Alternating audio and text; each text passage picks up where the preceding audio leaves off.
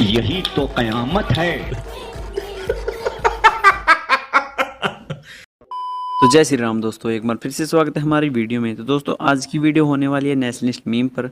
एक बार फिर मैं आपके लिए फनी के सीरीज मैसेज लेकर आया, तो सभी नेशनलिस्ट लोगों से रिक्वेस्ट है कि वीडियो को एंड तक जरूर देखिएगा, और अगर आप चैनल पर पहली बार आए तो इसको सब्सक्राइब कर लीजिएगा दोस्तों। तो चलिए देखते हैं वीडियो। आप अगर सड़क को जाम करके नमाज पढ़ेंगे और गलती से किसी का एम्बुलेंस रुक गया और उस आदमी ने कहा कि भैया एम्बुलेंस क्यों रुक गया, आप सड़क पे क्यों नमाज पढ़, ये हमारा प्रॉब्लम है, आप क्यों आके हमें डरा रहे हैं। आप सुबह 4 बजे अगर लाउड स्पीकर पर आप आजान करेंगे और सोनू निगम गलती से उसकी नींद टूट जाती है और सोनू निगम कह दे कि यार ऐसे ये ठीक नहीं है, 4 बजे आजान करके मेरी नींद क्यों खराब कर रहे हो, अरे ये तो हमारे खिलाफ बोल रहा है, ये तो हमें डराने की कोशिश हो रही है। आर्टिकल 370 आप हटा दो तो मुसलमान डर जाता है, ट्रिपल तलाक आप हटा दो तो मुसलमान डर जाता है, याकूब मेमन को फांसी होती है तो मुसलमान डर जाता है, बुरहान वानी मारा जाता है तो मुसलमान डर जाता है। ये परमानेंटली डरे हुए हैं। इस डर का आप सुन लीजिए, इस डर का कोई इलाज नहीं, इसे डर नहीं कहते, इसे कहते हैं विक्टिमहुड का कार्ड। आपके जेब में पैन कार्ड होगा, आधार कार्ड होगा, मगर इनके जेब में परमानेंट विक्टिम कार्ड होता है। कुछ भी होगा, देखो हम डर गए, हमें मार दिया, हमें कार्ड। अरे भैया पूरे विश्व में यही चल रहा है, सिर्फ हमारे देश में नहीं चल रहा है।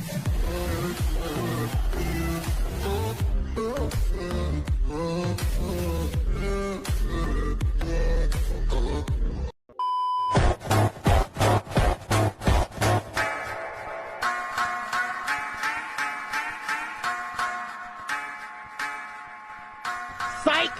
That's the wrong number!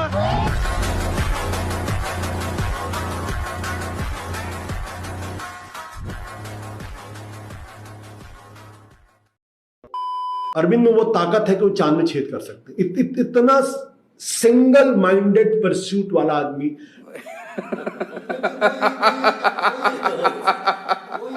पूरे दिल्ली में हम 380 झीलें बना रहे हैं, लेक्स। दिल्ली धीरे धीरे झीलों का शहर कहलाएगा। पूरी दिल्ली के अंदर आप जहां भी जाओगे आपको झीलें दिखाई देंगी, खूबसूरत आसपास लैंडस्केपिंग दिखाई देगी।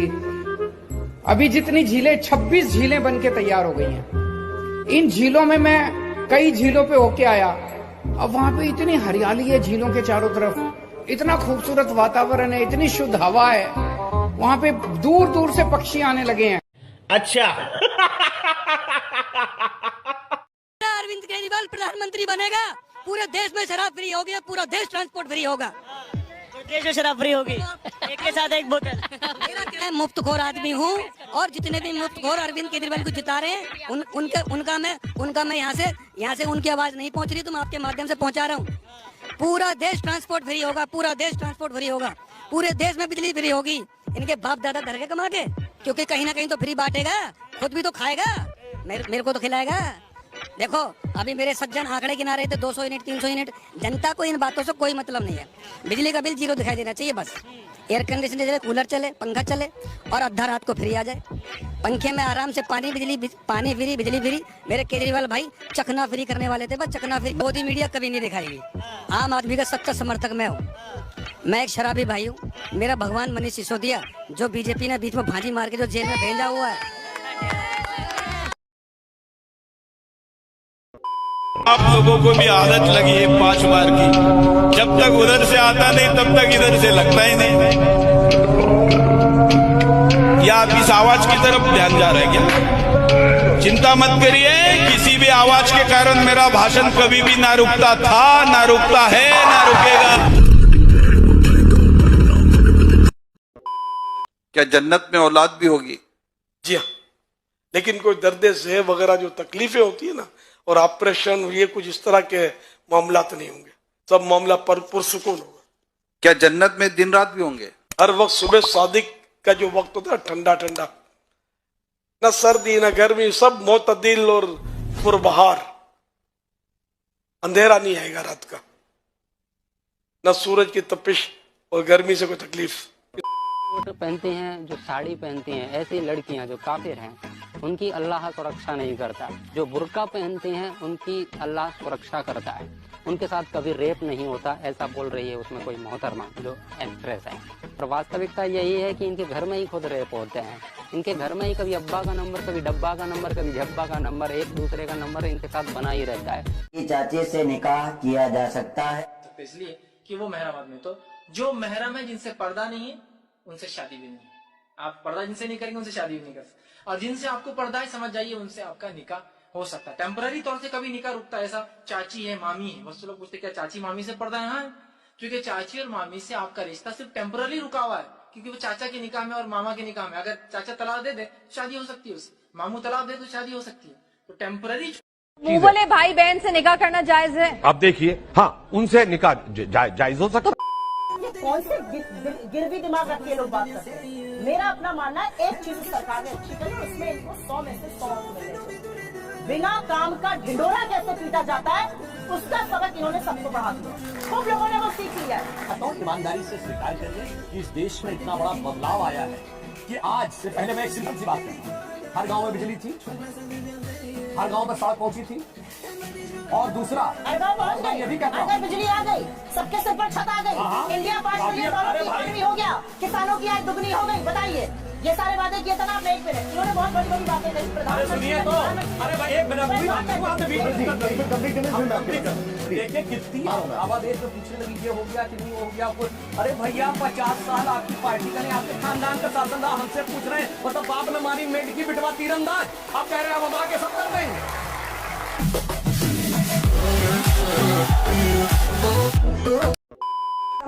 हमारी सीमाएं ईरान तक थी, अफगानिस्तान हिंदू डोमिनेटेड था, पाकिस्तान जिसे आप बांग्लादेश कहते हैं वो हिंदू देश गया।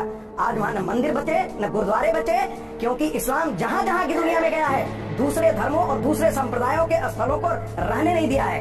इसलिए मैं शुरुआत में कहा था कि जब हम कहते हैं हिंदू राष्ट्र, तो हिंदू राष्ट्र और हिंदू राज्य दोनों में अंतर कीजिएगा। ये राष्ट्र हिंदू राज्य नहीं है, लेकिन ये राष्ट्र हिंदू राष्ट्र है। और ये कारण है कि जब शुरू में संविधान बना था तो रामायण से भगवान राम का दरबार उसमें था, बिल्कुल अर्जुन का रथ पे कुरुक्षेत्र का चित्र उसमें था, ठीक है, भगवान महावीर का था। लेकिन इन दुष्ट कांग्रेसियों ने और नेहरू के वंशजों ने इसे खत्म कर दिया और इस देश की सनातन धारा को बर्बाद कर रहे हैं ये वामपंथी जो आज यदि आप रशिया में जाएंगे तो ये दिखाएंगे कि देखिए ये मेरा चर्चा है, ठीक है। इनको अपने देश के मंदिरों को दिखाने में शर्म आती है।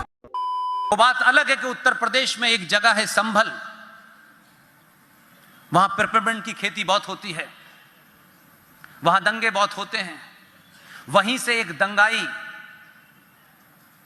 जीत के आता है हर साल, फिर जीत गया है। उसका नाम है शफीकुर रहमान बर्क। जब भी वंदे मातरम पार्लियामेंट में होता है उठ के सबके सामने से जाता है। आपको एक बात बताऊं, 2014 से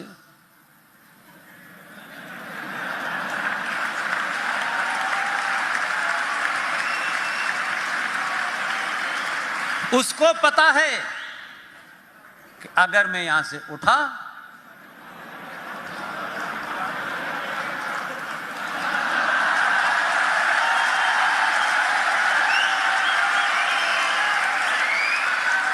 जिस दिन वंदे मातरम होना होता है, जब सेशन पूरा होता है, उस दिन को डायरी में लिख लिया, इस दिन पार्लियामेंट नहीं जाना है। यह है आपकी ताकत, इस ताकत को समझिए।